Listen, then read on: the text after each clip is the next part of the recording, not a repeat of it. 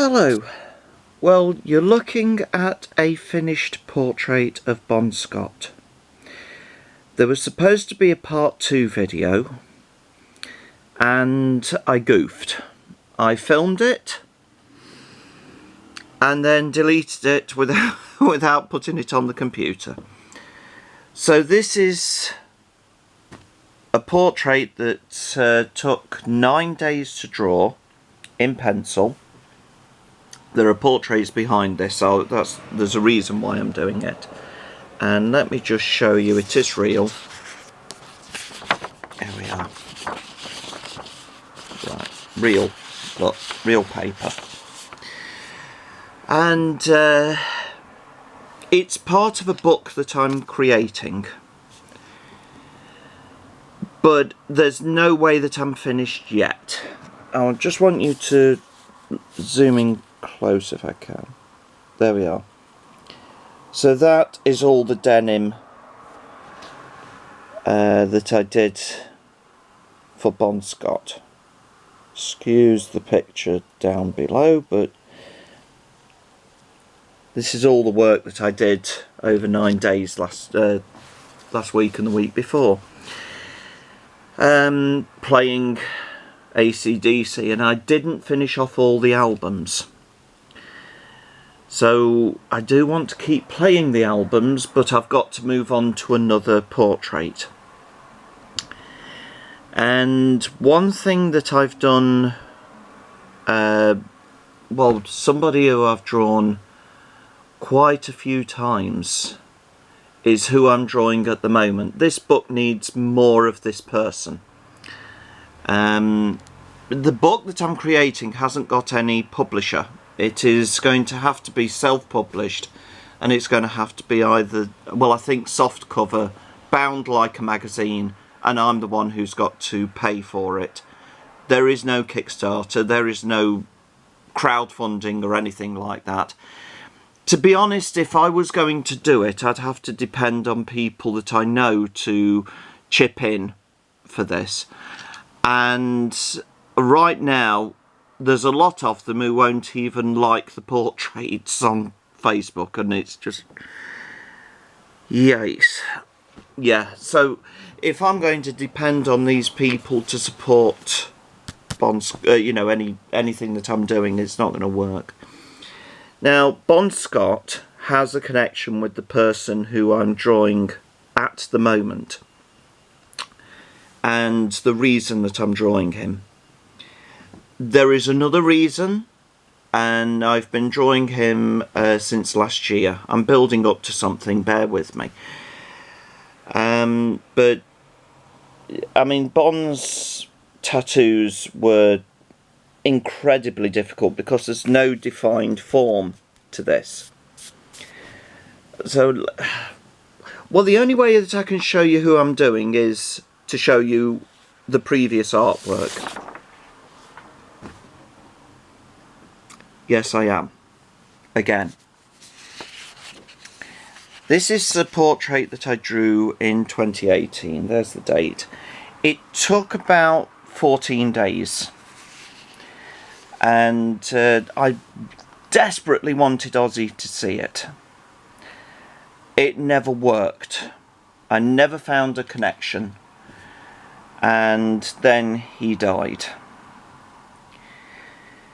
And I went on to draw a lot of Ozzy portraits last year, and I tried to break out of it with other portraits. I was drawing Uncle Lemmy, and I was drawing other people, and then I did a Christmas picture of Alan Rickman falling off the Nakatomi Plaza. And then I went back to music, and this is one reason I'm doing the book. It's linked into music in a big way. There's going to be about 60 odd pages because that's all I can afford, but it's going to take about a year to create because I'm having to do all of this with this and this and these and vinyl and CDs and everything else. Now, I'm going to show you the progression of this picture. Now, I don't usually like doing that. I like the idea that magicians don't reveal their secrets, but I'm going to show you the progression of one picture that I'm working on, because it's a full face, and the only way to show it is I've got to do a face, and I've got to do hair, and I've got to do teeth and eyes and iris and everything else. So this is the 2018 portrait of Ozzy that I drew, and then when he died I drew this, and there's the dates, and there's Ozzy and Randy. Now I want to draw Randy again, but I'm still working on trying to find photos to draw for this book. So I was drawing this just after he died. I'd done a Robin Williams picture, who I do every year for his birthday, and I will be breaking away from this to draw Robin Williams, and then I'll go back to the portraits. I usually do a more eclectic mix. There's silent stars, there's actors from the past, and musicians and entertainment, but this has got to be music, music, music. Bit of a break for Robin, more music. I can't do any horror. I usually do horror in October. I can't do any horror. I can't do any Christmas thing. It's got to be this book and nothing else. I'm just taking a break because I made a promise to draw Robin every year for his birthday. So as I was drawing this, I was also drawing another one. Now that is a problem, because when you are drawing one picture, you focus on one picture and you don't do another. But I did. And I drew this of Ozzy. Both pictures were 19 days. And again, let me just show you, it is real. There you are, there's the paper. And there's the pencil sheen on it. I have to spray fix it with Winsor Newton. But this is all hand drawn with this. And again, music. Now, hair is incredibly difficult. It's blocking, but it's also building and building and building. But it's one of those things that you have to get used to, even though it's a difficult job. This chain was near impossible. And if you think about when I was drawing this, Ozzy had just died. I'm playing his music. I am in tears, hoping the tears aren't falling down on the paper to ruin it. And I'm playing his music, and really in very difficult times, when, I mean, God knows what the family's gone through. Because I was there at the funeral. In Birmingham. I was in the crowd. I was one of the 500,000 odd people who were in the crowd. I saw him go past, and somebody asked me if I wanted to film him, and you know, if they wanted to film it, and I was like, no, they've had enough problems with paparazzi, and those just people chasing them with cameras, especially when Ozzy went into hospital. They were chasing them around with cameras, and it's, do they really need cameras and people holding mobile phones when that went past? Do they need cameras pointing at them? They've got the press there, but do they want people just filming?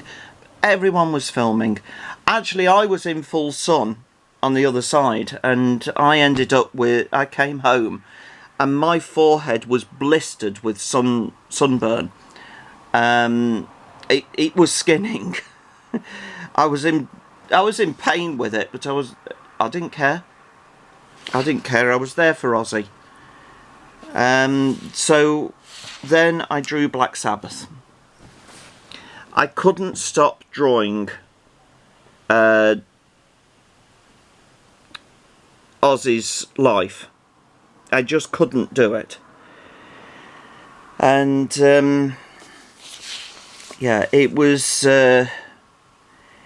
difficult. Now I took the images from one picture so I could get the right ages for each one, and it was really just a long picture with a load of black and these black shirts here, and it was just a long picture for an album or photo shoot, and I just cropped the heads and tried my best to do this, and I had to put the cross in it. Very rarely I'll use colour. Now if this is printed officially, I think they could edit that out and then put the official logo over the top of it. But again, this was about 2+ weeks all done with this, and I was playing my Sabbath albums when I did this, because when I did these two of Ozzy, I was playing more his solo career, and then when I'd finished off these, I just thought, I haven't played Black Sabbath, I've got to play Black Sabbath. So I tried to break away, and I drew a Lemmy picture, a Lemmy portrait. That's going in the book. And I drew this Lemmy portrait. It's over there, but I'll have to fiddle with dropping the camera, so this is about Ozzy. And I thought I could break away by drawing Lemmy. Nope. This is Bark at the Moon. And it sort of goes to his Jekyll and Hyde personality, where he was obsessed with drink, well, not so much obsessed as addicted to drink and all other substances. Now this bat, I tried to get the bat animated and also looking like the bat that he had on his right hand. Kelly's got the same bat, and I kept pausing YouTube videos to try and get a bat. Now, to do a bat, it's really just a circle and a couple of lines. Again, there's the real picture. Look, you can see it's real. I don't do AI. If you do AI, you're cheating. So where am I at the moment? Well, I started Friday. I've had the weekend off, but I'm still counting the days. And today is really the first day that I'm drawing. I'm going to play Diary of a Madman in a moment when I've finished off this, and then I'll have a bit of a break and do it again. And you have to do this kind of thing in stages. I remember that this was incredibly difficult to get this dark, because it was just lines and lines and lines and lines, and I couldn't get that pencil to settle. Now this one, so where I am at the moment is there. I've drawn it on a slight angle. Now the reason I've done this on a slight angle is just because, hey, Ozzy. So I'm going to have some difficult time doing this, because the picture that I'm working on has logos all over the image. So not only have I got the complication of drawing Ozzy in this 1980s pose, and to be honest, the bit at the bottom, the bit at the lower end of this, he's got his cape on. So the cape came in around Diary of a Madman. It wasn't this cape. Certainly wasn't that cape. It was another cape. It was more like a Dracula cape. That came in around Diary or Bark at the Moon. So this is looking at around 1982. This Ozzy, and it's really just me trying to pick bits out and build it. It'll get less complicated. It won't get easy, but it will get less complicated as I go on. You get used to it. At the moment I'm picking out shapes and trying to work out what to do. I mean, the problem with this picture is one eye's on one side and I've got to try and remember it. I've got to try and glance at the picture, remember it in my brain, draw a little bit, remember it in my brain. You know, you've got to keep doing that. As I said, anything AI is cheating. I taught myself how to draw. I'm not having some dweeb with a computer take it away from me.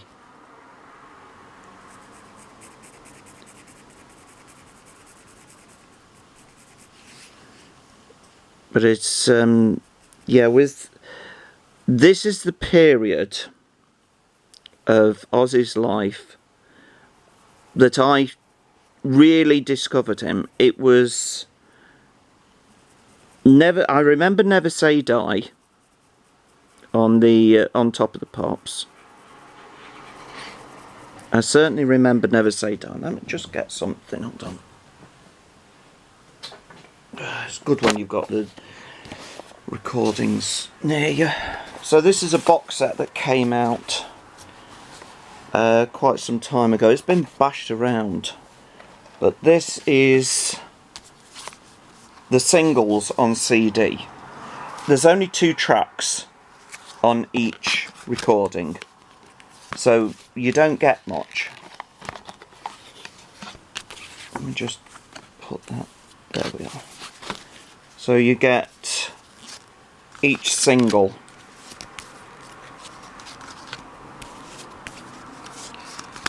Now when I stepped in, it was, yeah, I think it was around here. It was around Never Say Die.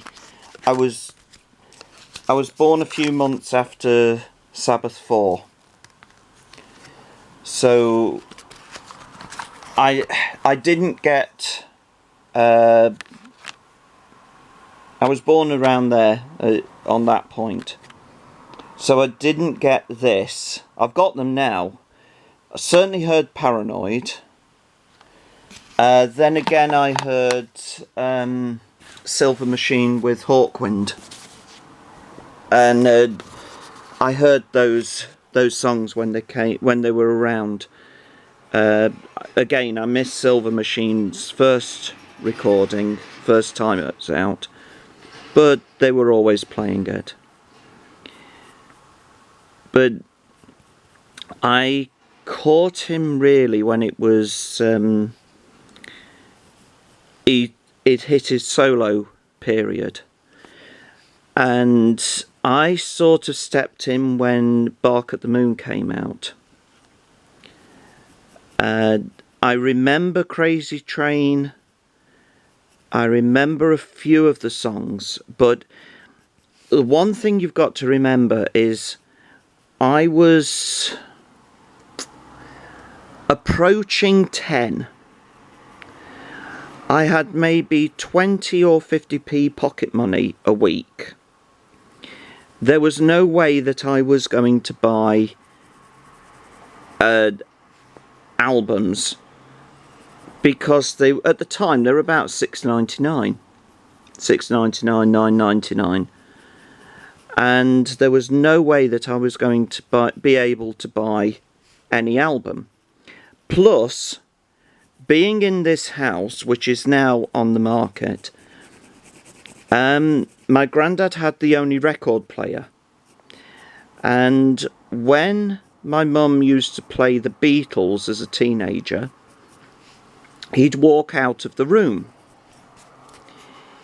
So me playing Crazy Train, or I Don't Know, or anything with Ozzy, and also it was You Don't Like Him, He's a Nasty Person. Well, actually, with the drink and drugs and everything else, he was living to excess. I may not have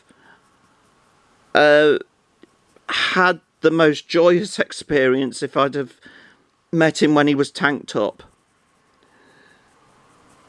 But I always wanted to meet him. But the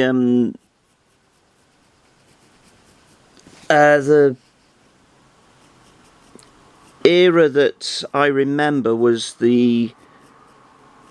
when they started attacking him. Now, Bon Scott, who I've just drawn, died in 1980, and it was alcohol that did it. It was toxic poisoning. He could drink 3 bottles of bourbon in one go, or in one sitting. He drunk. Bon Scott drunk. He drunk too much. He admitted that he drunk too much. Well, when Bon died, Ozzy wrote or worked on, with others, a Suicide Solution. And if you think about the Blizzard album, I'm having a problem here. If you look at the Blizzard album, the first couple of songs are, what, I Don't Know, Crazy Train. Both of those songs tell you to think independently. Think for yourself. They'd had that with Black Sabbath, with War Pigs. The lyrics of War Pigs ring very true today, as they did back then. So he starts releasing a song, Crazy Train. Listen to the lyrics. And I think it got up the nose of those preachers. They were looking for an excuse to stop rock music, rock metal music. All they could hear was noise. But also these preachers who attacked Ozzy, I think that they saw the crowd that this music was generating, quite rightly, and went, oh no, we can't have that because they're not listening to the right message. Well, here's the thing about the message. Not to get too theological about this, but I was out in the town, the local town, on Saturday, and there was somebody preaching Bible stories, specifically Adam and Eve, and he was saying about the tree of knowledge. Why don't you want me knowing stuff? Why don't you want me to know, to have knowledge? And yeah, I could get very deep into this. I'm not a religious person, but I understand a bit, but I'm not going to get into that kind because this is about Ozzy.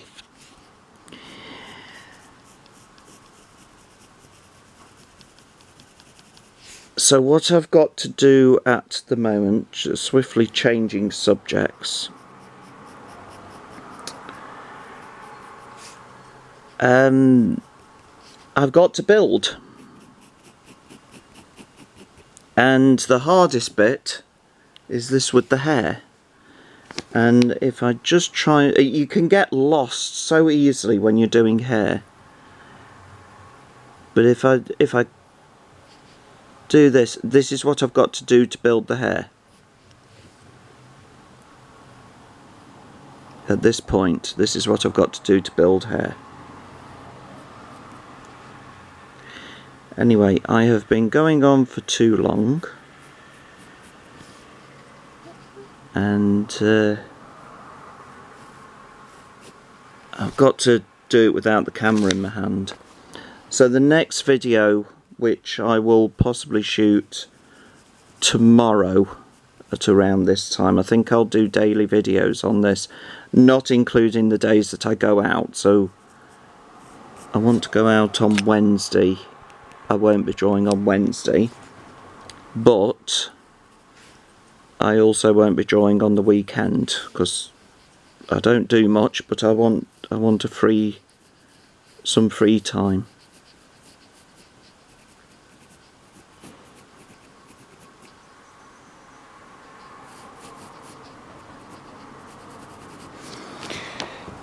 That's where I am at the moment, and when I've finished it'll be on that level,